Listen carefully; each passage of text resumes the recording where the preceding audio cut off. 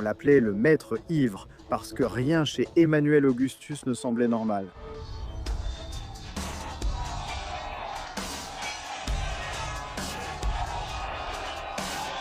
Ses pitreries extravagantes et son style de boxe hypnotique ont fait de lui l'un des artistes les plus inoubliables que ce sport ait jamais connu.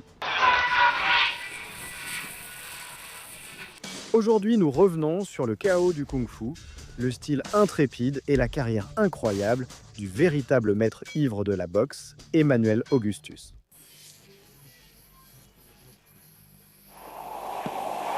Son vrai nom était Emmanuel Burton, ou Manny pour faire court.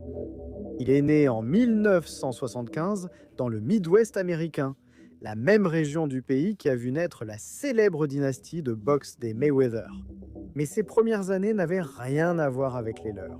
Ses parents l'ont abandonné enfant. Il a grandi en passant d'une famille d'accueil à une autre, et à l'adolescence, il avait déjà vu l'intérieur d'une cellule.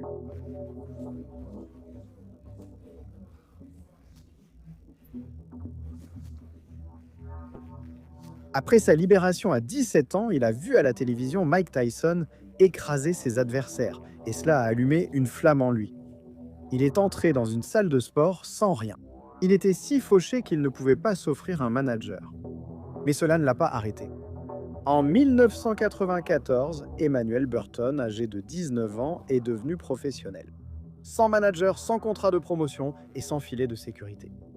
Manny acceptait des combats à la dernière minute contre n'importe qui, n'importe où, pour l'argent qu'on lui proposait. Et les gens ont vite remarqué qu'il ne se battait pas comme les autres. Ses mouvements de tête constants et son jeu de jambes donnaient l'impression d'un homme sur le point de trébucher sur le rebord du trottoir. Et puis d'une manière ou d'une autre, il esquivait chaque coup de poing qu'on lui lançait et contre-attaquait sous des angles serrés. Les fans le comparaient au personnage de Jackie Chan dans les films de kung-fu, le maître ivre. Un style qui semblait être un désastre, et pourtant, ça fonctionnait à merveille. Puis est arrivée l'année 1998, et Augustus a enchaîné une série de 10 victoires consécutives avec 6 KO. Et sa première grande épreuve sur la scène mondiale était sur le point d'arriver. Augustus a traversé l'Atlantique pour affronter le gaucher britannique John Thaxton sur son propre terrain, au Royaume-Uni. Thaxton n'était pas un adversaire à prendre à la légère. Il était le champion intercontinental des superlégers de l'IBF et de la WBO. Et il avait défendu avec succès son titre pendant 2 ans. Le public britannique s'attendait à voir son homme finir rapidement ce boxeur américain au style particulier.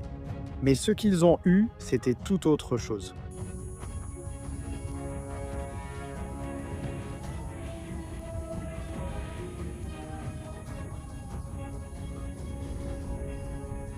Thaxton est sorti agressif au premier round, envoyant rapidement Augustus au tapis avec une poussée.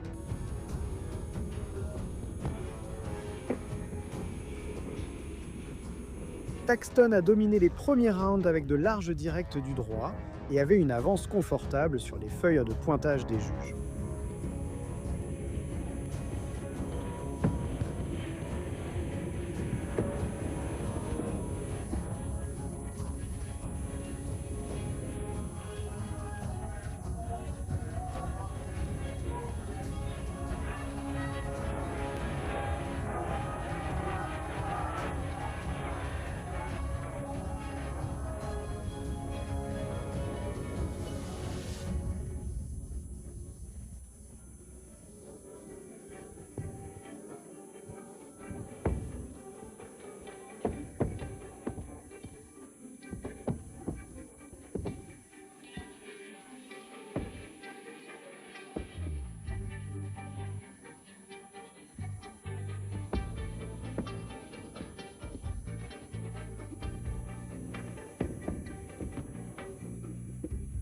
Fidèle à son style peu conventionnel, Augustus a commencé à fanfaronner dans les rounds intermédiaires, encaissant les coups nets de Thaxton, tout en utilisant des mouvements de tête pour rester à l'abri.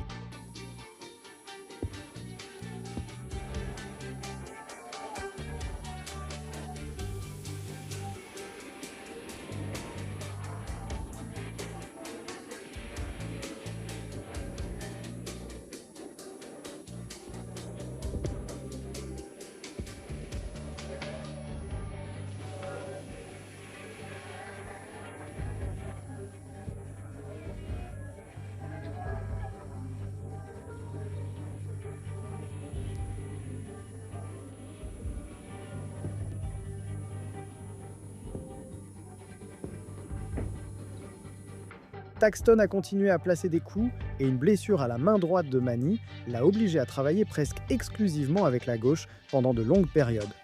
Mais Augustus a continué à avancer sans relâche.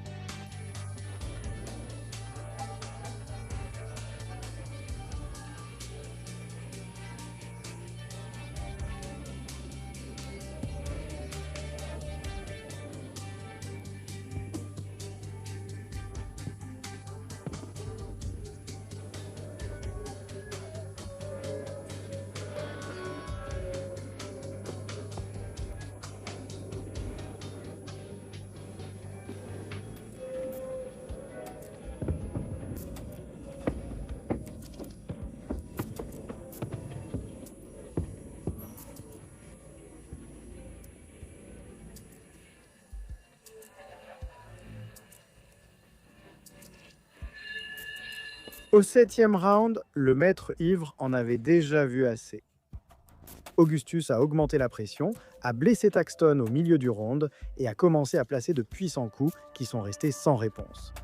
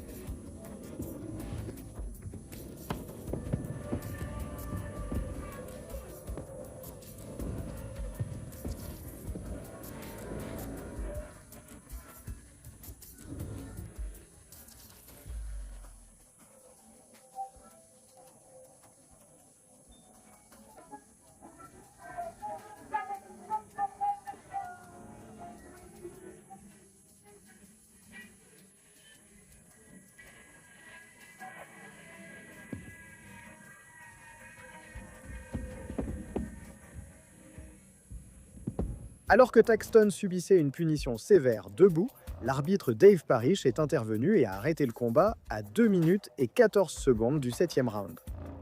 Manny venait de s'aventurer en territoire ennemi et de mettre KO un champion intercontinental détenteur de 2 ceintures chez lui, avec la main droite en miettes. De retour à la maison, la dynamique a continué. Et le prochain adversaire était l'invaincu et redoutable Terrell Fingers, avec 21 victoires et 15 KO.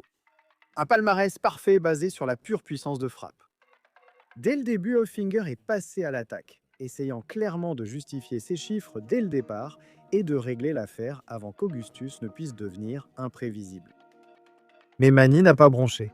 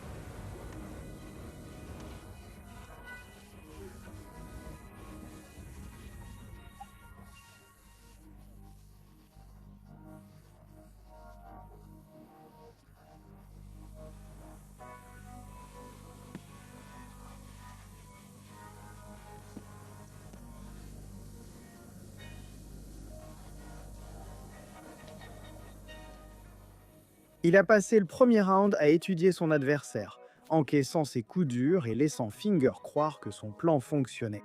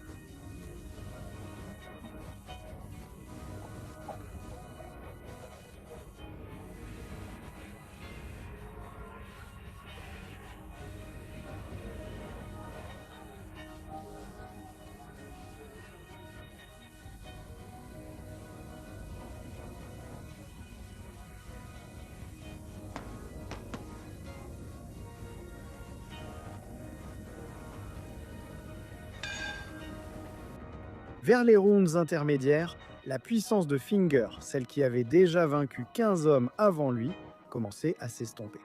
Et Augustus a pris le contrôle, utilisant son volume de coups, son agilité et ses mouvements de tête pour surpasser tactiquement l'espoir invaincu.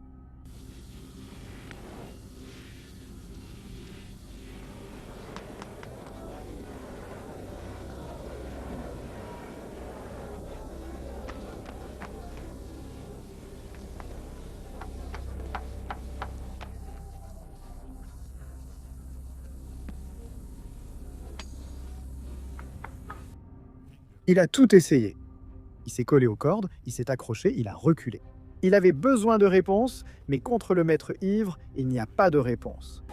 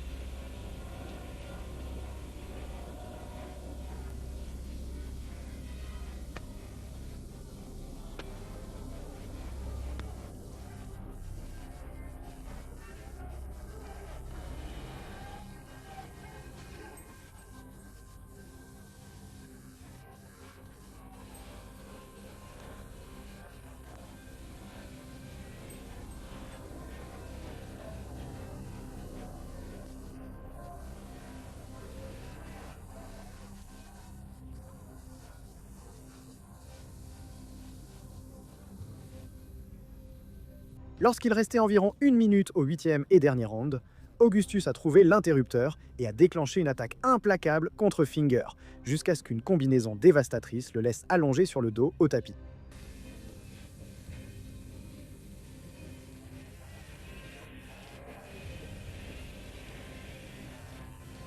L'arbitre n'a même pas terminé le compte.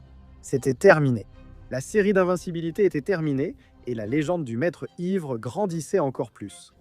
Son prochain adversaire était Irish Mickey Ward, un guerrier de la classe ouvrière dont l'histoire inspirerait plus tard le film oscarisé The Fighter, qui a remporté 2 Oscars en 2011.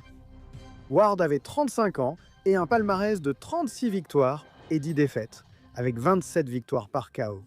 Et il était vénéré pour une chose par-dessus tout le reste.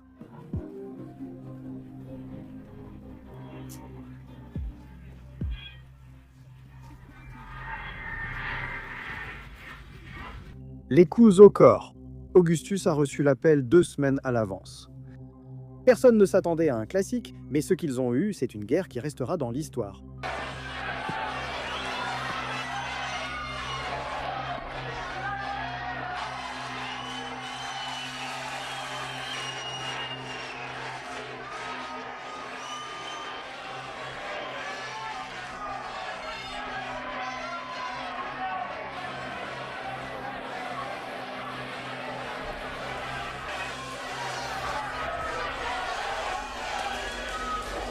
Dès le premier round, Ward a poussé Manny contre les cordes et a simplement déchaîné une pluie de coups.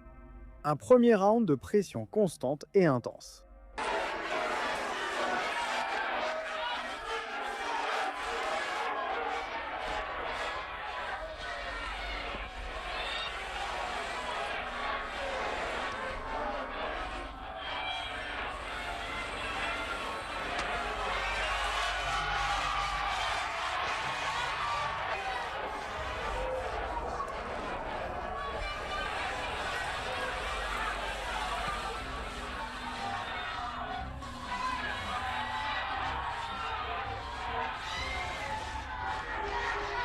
Mais Manny s'est adapté. Au troisième round, le maître ivre était pleinement lancé. Le jeu de jambes, les mouvements de tête, il esquivait les coups et contre-attaquait depuis des angles serrés.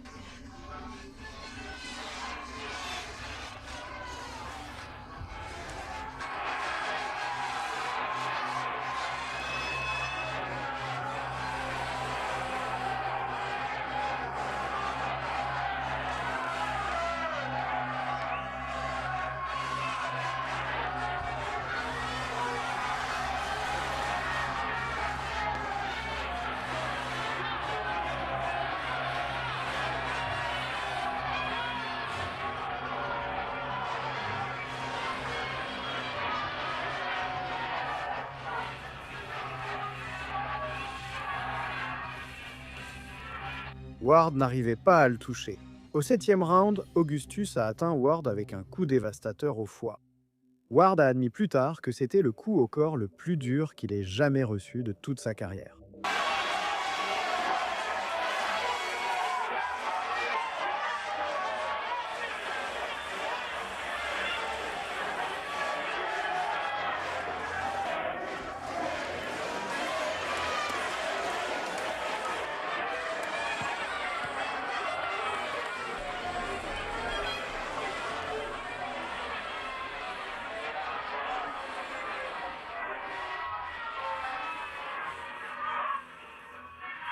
Manny menait au début du 9e round, mais Ward a finalement pris le dessus, envoyant Augustus à genoux avec un crochet gauche dévastateur au foie.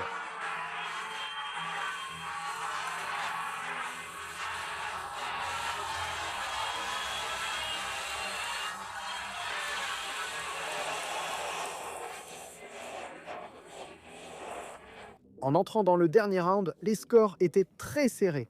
Et d'une manière ou d'une autre, d'une façon ou d'une autre, Augustus est passé à la vitesse supérieure. Il est reparti à l'offensive. Il a combattu Ward jusqu'à la dernière cloche.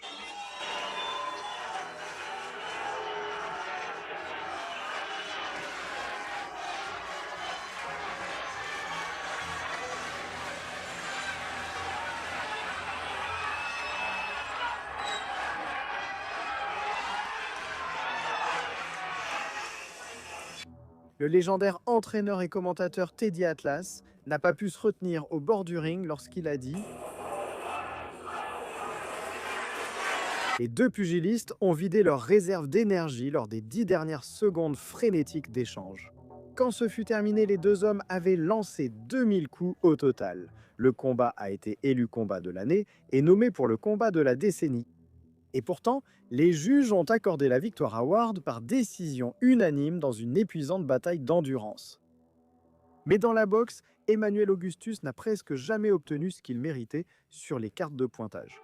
Après les feux d'artifice de 2000, un Augustus est revenu en 2002 avec l'intention de rappeler aux gens de quoi il était capable lorsque tout lui réussissait parfaitement. Il a affronté Jesus Santiago et ce fut le combat qui a montré le véritable maître ivre en action.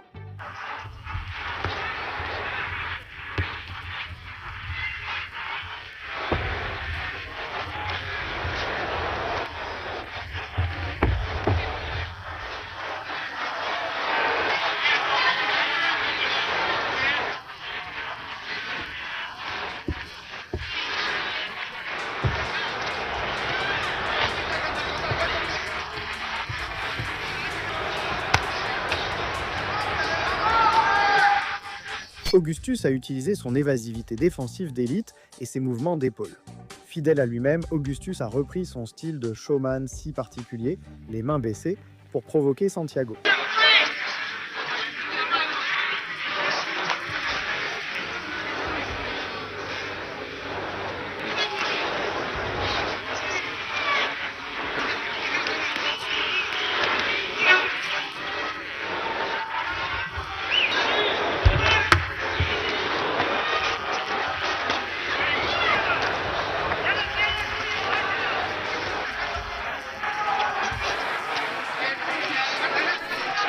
Avec le mouvement constant de la tête et du corps de Manny, Santiago ne pouvait pas trouver une cible claire, donc Augustus avait toujours un demi-pas d'avance sur chaque coup.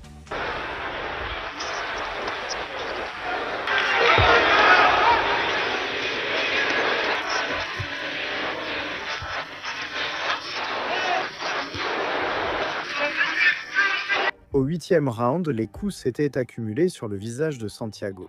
Son œil droit était enflé et fermé depuis plusieurs rounds. Manny avait commencé à attaquer son côté aveugle, plaçant des coups puissants depuis des angles que Santiago ne pouvait tout simplement pas voir venir.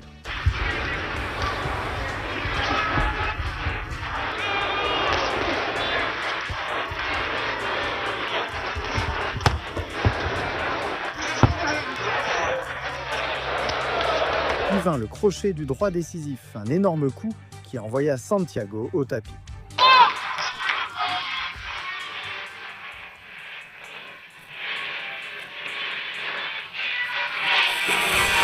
Une autre nuit, Un autre grand boxeur détruit. Sans manager, Augustus était toujours disponible pour des combats à court préavis. Cette fois, il a accepté le combat avec seulement 48 heures de préavis, remplaçant son adversaire pour affronter El Verdugo, Carlos Wilfredo Vilches, qui affichait un impressionnant palmarès de 37 victoires. Ce qui a suivi fut une autre démonstration du maître ivre dans sa version la plus divertissante, avec des mouvements imprévisibles. Et sous tout ce spectacle, il a prouvé qu'il savait boxer.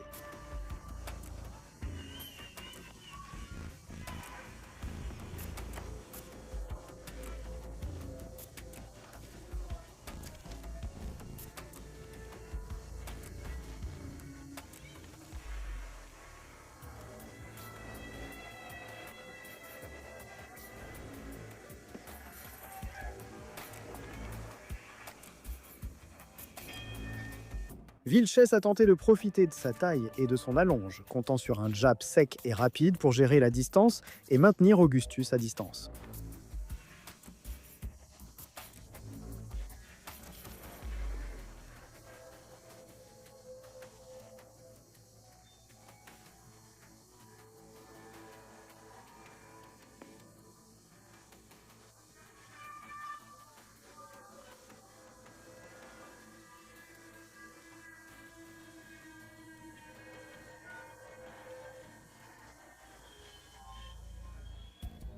Au fil des rounds intermédiaires, Augustus s'est concentré sur le travail au corps pour ralentir son adversaire, tout en trouvant son rythme.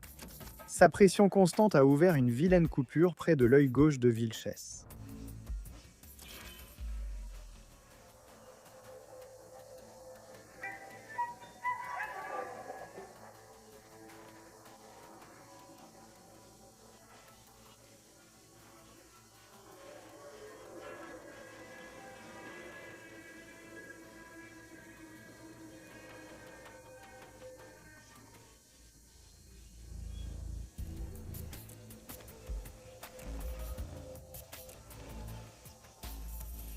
Au huitième round, les dégâts accumulés et l'aggravation de la coupure près de l'œil de Vilches ont forcé l'arrêt du combat, offrant à Augustus une victoire surprenante par chaos technique.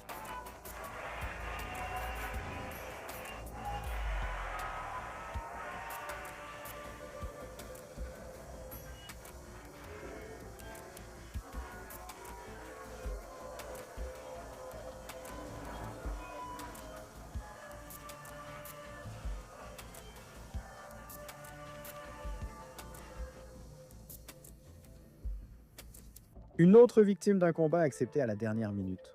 Encore une nuit de travail qui méritait bien plus d'attention. Plus tard, cette année-là, survint peut-être le résultat le plus doux amer de la carrière d'Augustus. Leander Johnson, un homme qui finirait par devenir le champion du monde poids léger de l'IBF.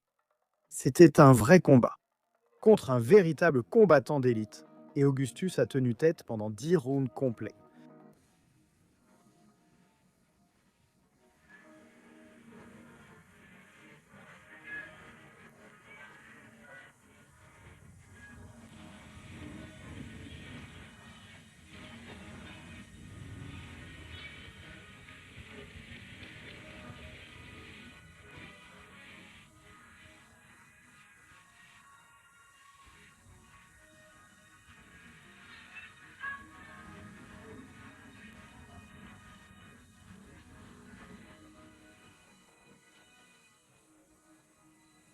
Manny a utilisé son style imprévisible pour frustrer l'un des meilleurs boxeurs techniques de la division. Il a fait jeu égal avec Johnson coup pour coup, forçant un futur champion du monde à se donner à fond à chaque échange.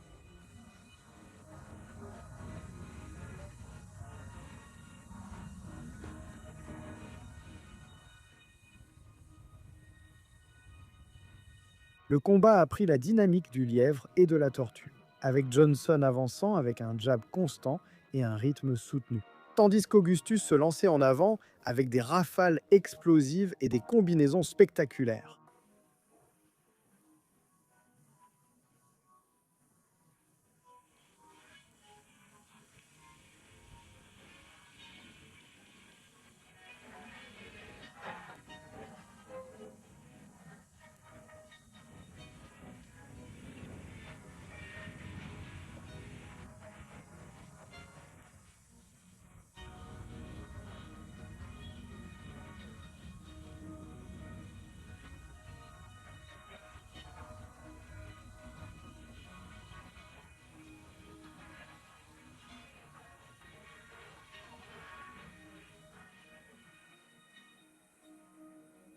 Au final, les juges ont déclaré le combat comme un match nul partagé.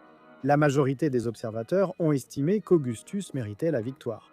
Mais ce qui compte le plus, c'est que l'homme qui finirait par détenir un titre mondial n'a pas pu arrêter Emmanuel Augustus. Cela, à lui seul, dit tout. 2 ans plus tard, après avoir alterné victoires et défaites par décision. Augustus a finalement eu la plus grande opportunité de sa carrière contre Alex Trujillo pour le titre mondial des superlégers de l'IBA. 12 rounds. Pour un titre. Sur la plus grande scène sur laquelle Augustus soit jamais monté. Et il a été à la hauteur de la situation.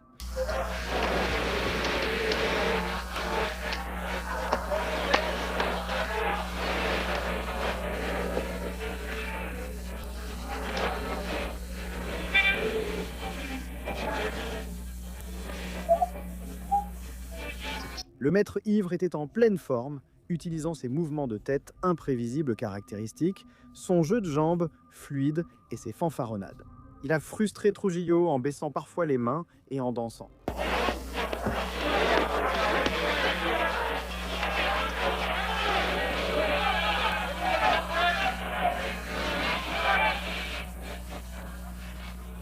Malgré son style de combat étrange, Augustus était très efficace au corps à corps, lançant des uppercuts précis et des combinaisons au corps et à la tête à travers la garde de Trujillo.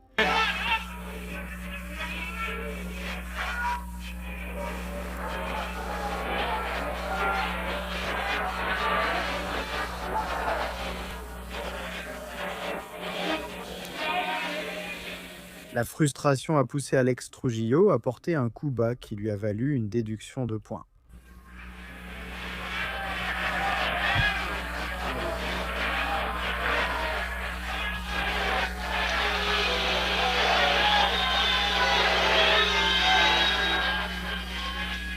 Pour les rounds de championnat, le maître ivre avait pris le contrôle total.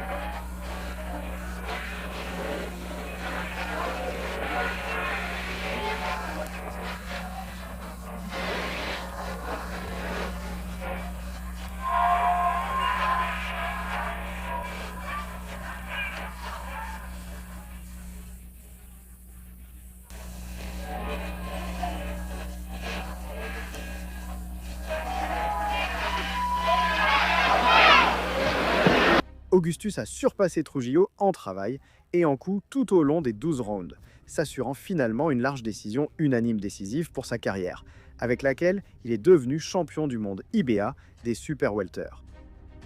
L'espace d'un instant parfait, l'univers avait enfin donné à Emmanuel Augustus exactement ce qu'il méritait. Et puis arriva ce qui est peut-être la nuit la plus infâme de la carrière d'Emmanuel Augustus.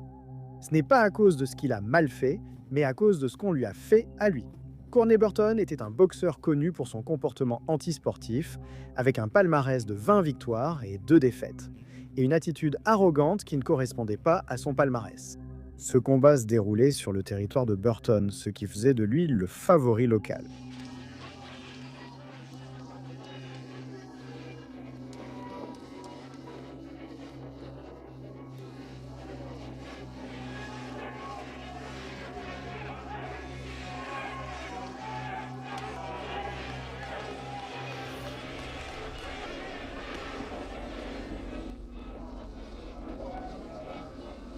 Augustus est passé à l'attaque immédiatement avec cette offensive en rafale, tout en contrôlant le centre du ring. Il a même eu un avantage de 33 à 15 en coups portés à un moment donné.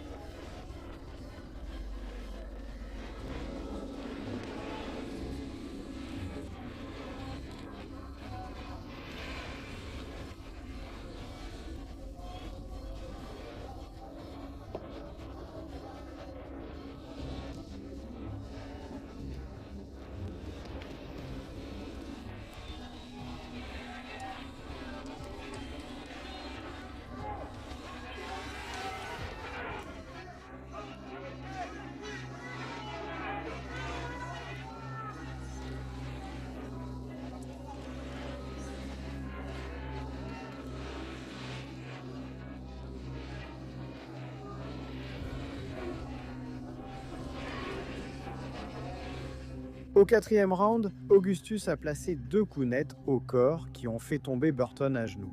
Cependant, l'arbitre Dan Kelly a considéré cela comme un coup bas et a accordé à Burton une pause de 5 minutes.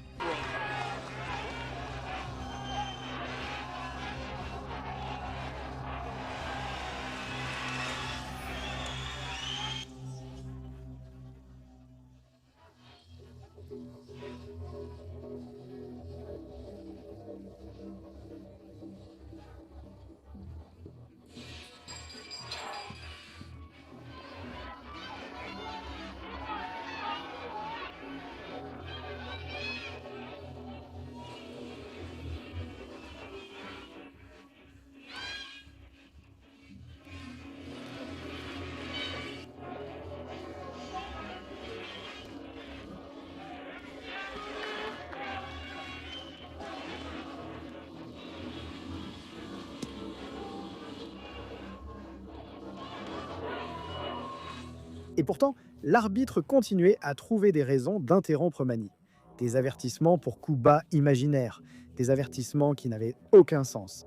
Des interventions calculées spécifiquement pour briser l'élan d'Augustus chaque fois qu'il prenait le rythme.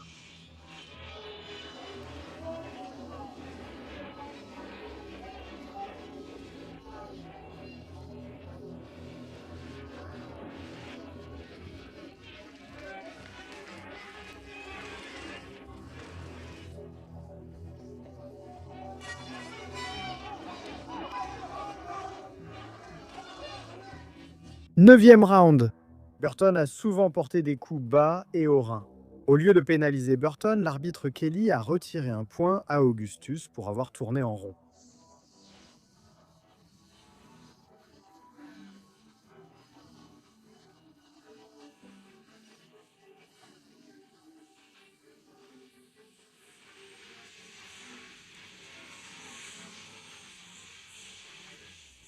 À la fin, les juges ont accordé une victoire très controversée par décision partagée au favori local, Burton.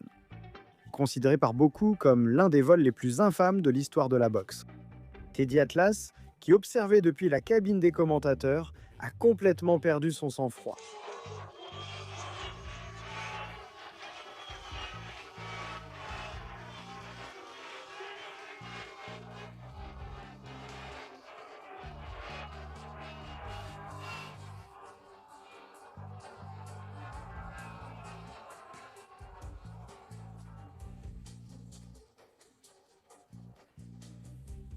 Ce combat est devenu le résumé parfait de tout ce qu'a toujours été la carrière d'Emmanuel Augustus.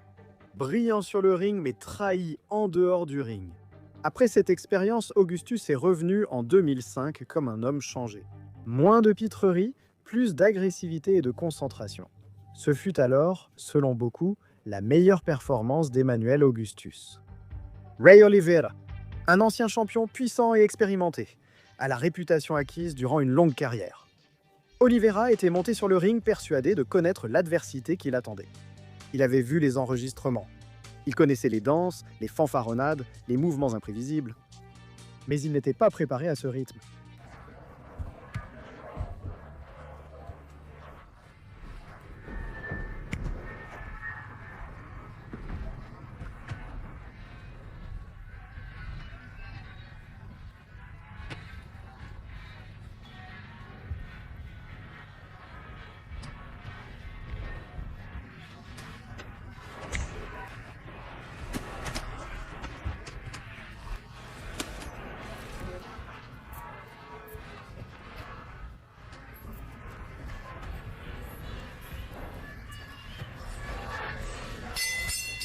Dès le premier coup de cloche, Augustus a dominé chaque seconde de chaque round. Il lançait 2 coups pour le prix d'un. Il trouvait la tête d'Oliveira sous tous les angles pendant les 7 premiers rounds.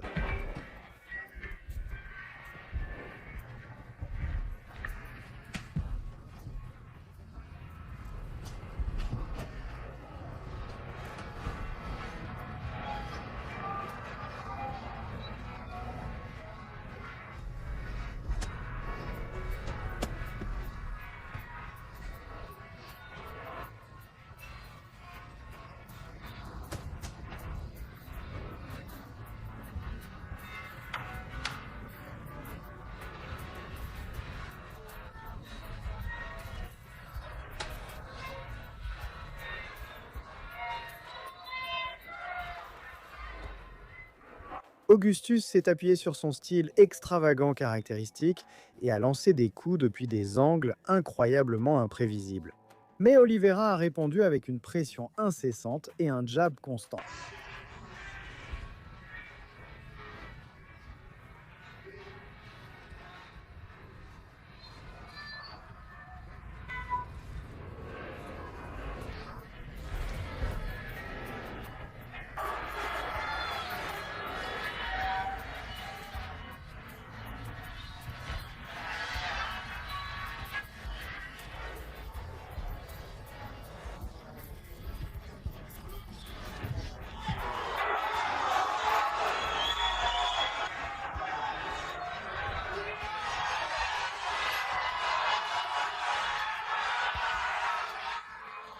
Malgré la réputation d'Oliveira de lancer un volume énorme de coups, Augustus a été le boxeur le plus précis, en touchant 351 de ses 814 coups, soit un taux de réussite de 43%, tandis qu'Oliveira n'a touché que 188 de ses 871 tentatives, à peine 22%.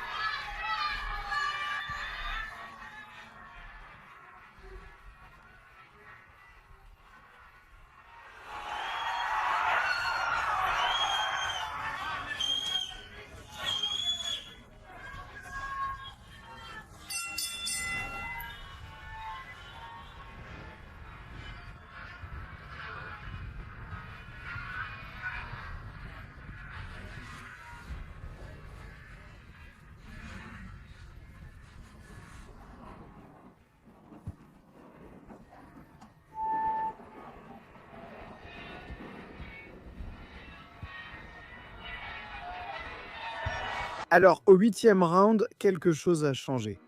Oliveira a commencé à grimacer de douleur et à se tenir la nuque. L'arbitre Steve Smoger a arrêté le combat pour que le médecin du ring examine Oliveira.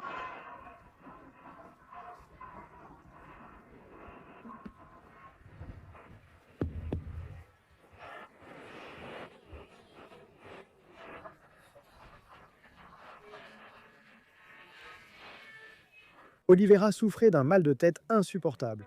Ses mains étaient engourdies. Il était en grand danger et il a continué à se battre. Et Augustus s'en est rendu compte. Il a complètement cessé de viser la tête. Il a concentré ses attaques exclusivement sur le corps, protégeant son adversaire tout en continuant à se battre, attendant que le coin ou l'arbitre intervienne et prenne la bonne décision. Puis le combat a été arrêté. Plus tard, on a appris qu'Oliveira avait subi un pincement d'un nerf au cou, une blessure l'obligeant à prendre sa retraite de la boxe. C'est peut-être l'acte le plus humain que tu verras jamais sur un ring de boxe. Augustus n'a pas seulement arrêté Ray Oliveira, il lui a peut-être sauvé la vie. Un an plus tard, le maître ivre a enfin eu sa revanche contre l'infâme Courtney Burton. Le même homme qui avait profité de l'une des décisions les plus honteuses de la boxe 2 ans plus tôt se retrouvait à nouveau face à Emmanuel Augustus sur le ring. Cette fois, il n'y avait pas d'arbitre complaisant. Et cette fois, il n'y avait aucune échappatoire.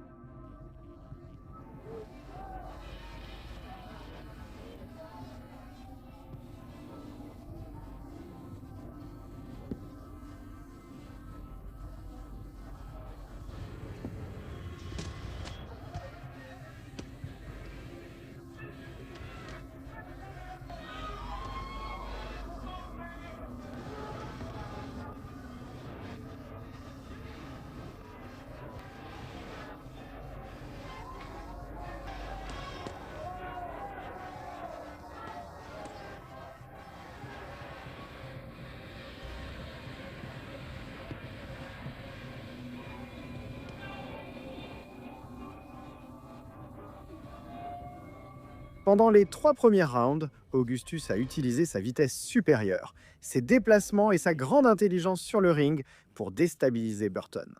en le dominant à l'activité et plaçant des combinaisons précises, lui rappelant exactement ce qui s'était passé la dernière fois qu'ils avaient partagé le ring et ce qui allait arriver.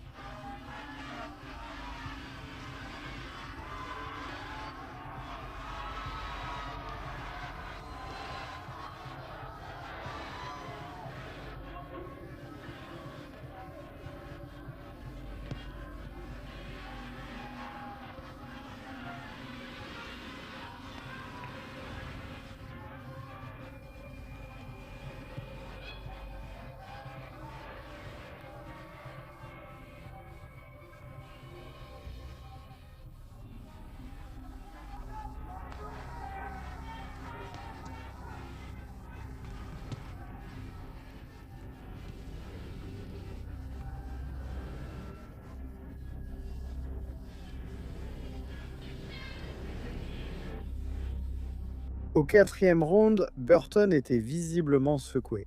Sa combativité l'abandonnait déjà. Il avait déjà été dans cette situation avec Manny auparavant, et une partie de lui savait exactement comment cela allait se terminer.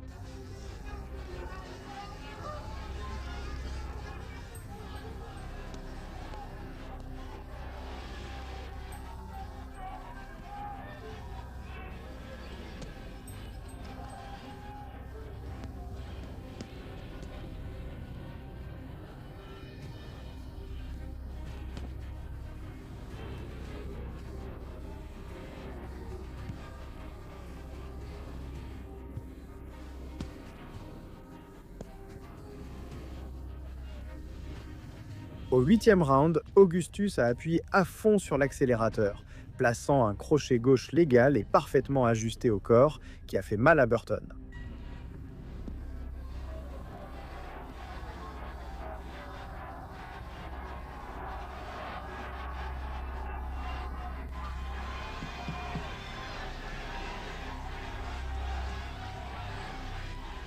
Augustus a immédiatement enchaîné avec une féroce rafale de coups au corps qui ont mis Burton au tapis. Incapable de se relever avant la fin du compte de l'arbitre, Burton a été déclaré KO à genoux, assurant une victoire par KO définitive pour le maître ivre. Emmanuel Augustus venait de venger la défaite la plus controversée de sa carrière de la façon la plus satisfaisante. Emmanuel Augustus, le maître ivre. Un homme qui n'a jamais obtenu tout ce qu'il méritait de la boxe, mais un homme qui a tout donné pour elle à chaque fois.